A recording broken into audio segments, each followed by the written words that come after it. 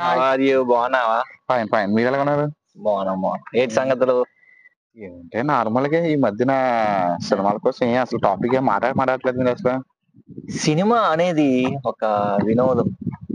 కానీ వినోదం మనకి డిసెంబర్ 5వ తారీఖున చాలా పెద్ద వినోదం వస్తుంది. డిసెంబర్ 5 అంటే I mean just Pushpa 2 Yes. Allu Arjun Ravi Pushpa 2 the rice.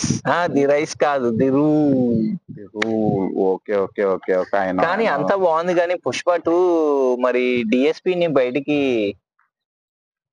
చేస్తారు. అదేంటి డిఎస్పి మరి అక్కడ బ్యాక్గ్రౌండ్ లో ఆల్రెడీగా రాకింగ్ స్టార్ డిఎస్పి అని రాస్తున్నారు కదా బ్యాక్గ్రౌండ్ లో. అంటే అతను ఓన్లీ పైన- పాటలు మేరకే సంగీతాన్ని సమకూర్చారు. పాటలు మీరు మరి ఫస్ట్ పుష్ప 1 సినిమా కూడా డిఎస్పి వల్లే కదా ఆల్మోస్ట్ రాకింగ్. అంటే ఇప్పుడు నాకు అంతా బాగుంది, పుష్ప అంతా బాగుంది, కానీ ఒక చిన్న మచ్చలా తయారైంది అన్నమాట. How? ఎందుకంటే డిఎస్పి పాటలన్నీ సమకూర్చి ఇచ్చారు. ఆ పాటలు తదనంగా పాటలు నృత్యాలు చేశారు. అంతా బాగుంది, కానీ ఫస్ట్ హాఫ్ కూడా అతనే బ్యాక్గ్రౌండ్ మ్యూజిక్ ఇచ్చారు. కానీ సెకండ్ హాఫ్ కి మరి బ్యాక్గ్రౌండ్ మ్యూజిక్ కూడా మీరు ఎలా చెప్తున్నారు అసలు? యాక్చువల్ గా ఫస్ట్ పుష్ప 1 సినిమా డిఎస్పి వల్లే పాటలు కూడా బాగానే ఉన్నాయి. ఆల్మోస్ట్ ఒక సినిమా కూడా చూడడానికి కూడా మనకి సిక్స్ సాంగ్స్ ఉన్నాయి. 6 సాంగ్స్ కూడా సూపర్ గా హైలైట్ గా ఉంటాయి. ప్రతి సాంగ్ ఎవ్రీ సాంగ్ అసలు వినసొంపుగా గా ఉంటది. శ్రీవల్లి అన్న యాక్చువల్లీ పుష్ప పాటలు ఎంత బాగుంటాయి అంటే, పుష్ప సినిమా హిట్ అయిందంటే సగం క్రెడిట్ ఎవరికి ఇవ్వాలి? దేవిశ్రీ ప్రసాద్ గారికి ఇవ్వాలి. ఎందుకు ఇవ్వాలి?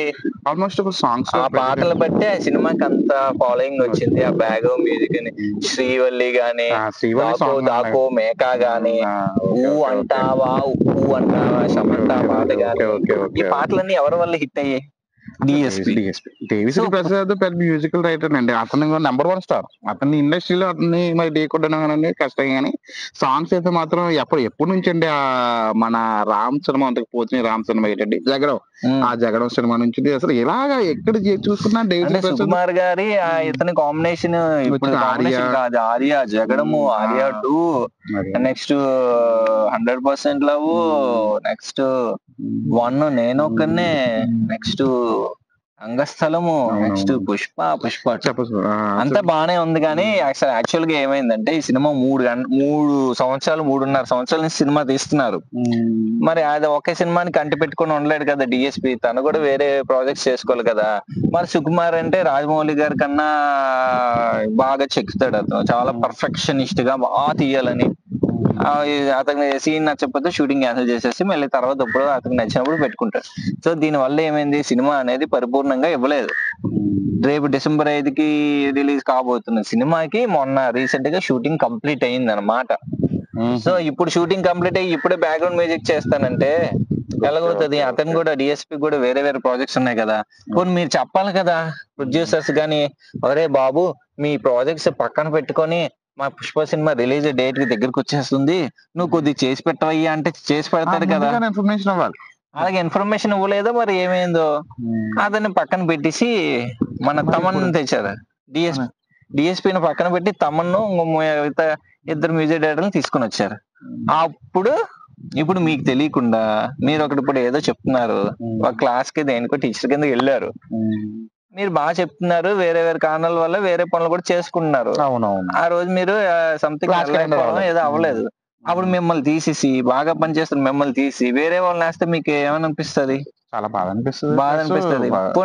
మీకు ముందుగానే చెప్పాలి కదా. ఒక మేనేజ్మెంట్ ఉన్నప్పుడు రన్ చేస్తున్నప్పుడు ఒక డెడికేషన్ గా ఈ విధంగా షెడ్యూల్ ఉందని, ఈ విధంగా షెడ్యూల్ అని చెప్పిన తర్వాత మనం చెప్తే ఏ బాధ లేదు. కానీ కనీసం మరి ఏమైందో ప్రొడ్యూసర్ కి ఈగో లేదో.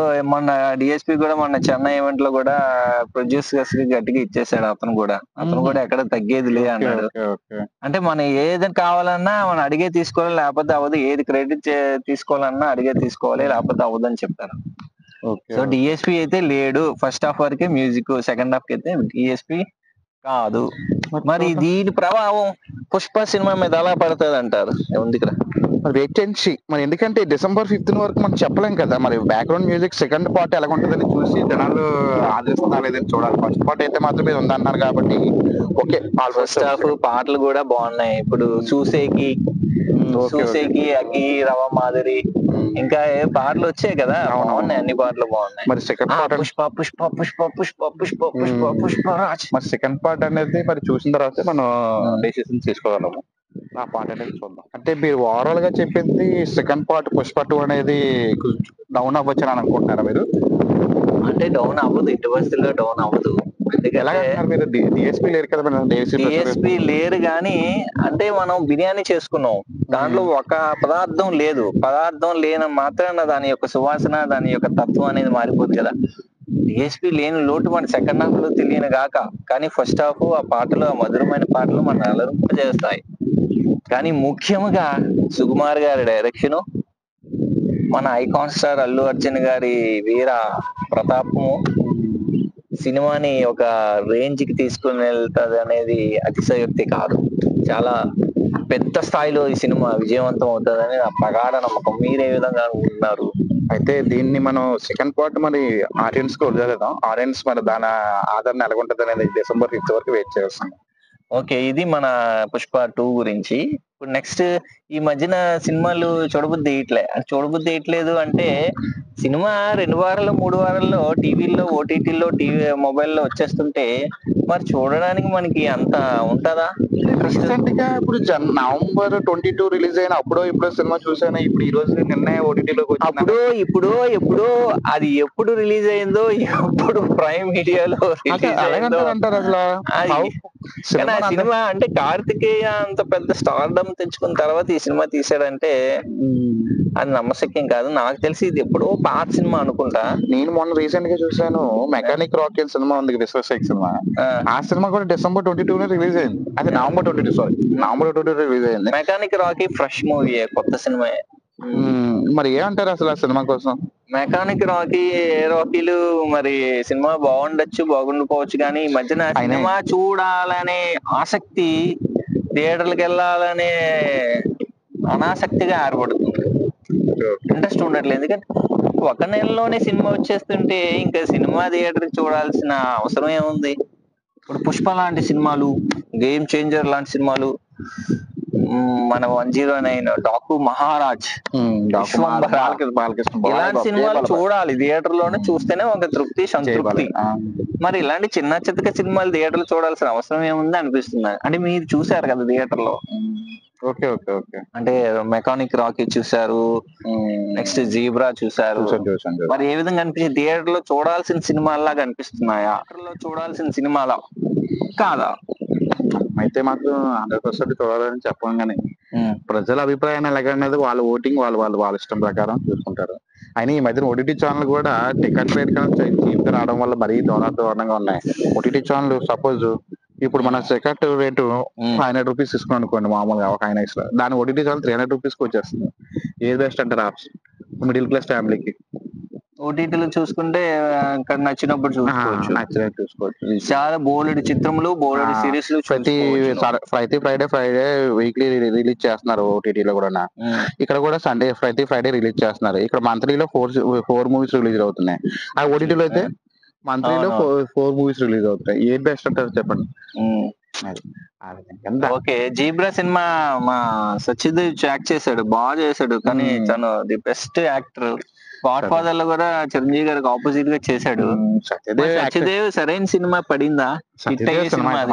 సత్యదేవ్ యాక్టింగ్ బాగా ఉంటది. సినిమా కోసం అయితే మాత్రం బాగా చూపించాడు. సత్యదేవ్ తక్కువ చేసి చూపించలేదు, కానీ సినిమాలో మాత్రం హైలైట్ ఉంటుంది. జీబ్రా 2 కూడా ఉండొచ్చు నేను అనుకుంటున్నాను, పార్ట్ 2.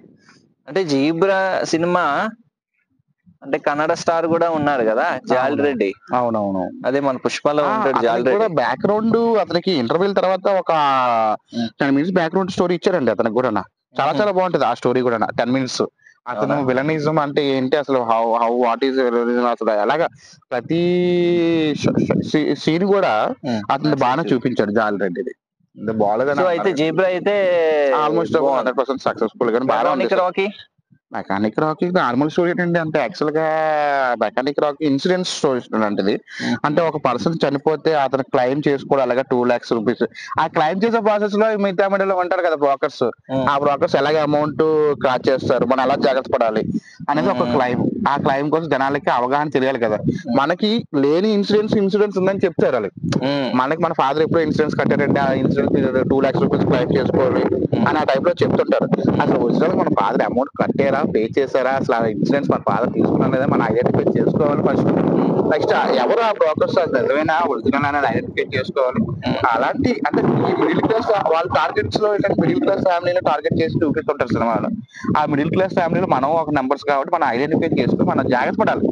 ఎవరో ఫోన్ చేసి మీకు ఫోన్ లో పలానా డబ్బులు వస్తాయండి రండి అంటే వెంటనే వెళ్ళిపోవడం కాదు. అసలు వాట్ ఈజ్ వాట్ అంటే అంటే తెలుసుకోవాలి. మెయిన్ గా భారతదేశంలోనే మిడిల్ క్లాస్ ఫ్యామిలీ మెంబర్స్ ఎక్కువ పర్సెంటేజ్ ఉంటారు. 100కి 70 నుంచి 80 మంది వాళ్ళే ఉంటారు కాబట్టి మెయిన్ టార్గెట్ వాళ్ళే. అంటే దీన్ని బట్టి అది ఆలోచిస్తే దేనికైనా టార్గెట్ అనేది వీళ్ళే అయిపోతున్నారు. ఫోన్ లో మీకు లాటరీ పలికిందనో లేకపోతే దానికి మీకు మనం జాగ్రత్త పడాలి. మనం అంటే ఇప్పుడు చదువుకున్నా చదువుకోకపోయినా దానికోసం కాదు కానీ మనం ముందుగా ఫస్ట్ పాయింట్ అది చేసిన దానికి నిజం ఎంత, వాస్తవం ఎంత అనేది మనది కాని డబ్బుల కోసం మనం ఎందుకు ఆశపడటం. మన డబ్బులు మనం క్లెయిమ్ చేసుకున్నట్లు సరిపోయినట్లు ఉంటే చూసుకోవాలి కదా. ఆ టైపు ఆలోచించుకోవాలి మరి జనాలు. ₹1,00,00,000 ఆశ చూపిస్తే వెంటనే రెస్పాన్స్ అయిపోతానని ఆలోచన ఉండకూడదు. ఎక్కువగా ఆశకెళ్ళకూడదు.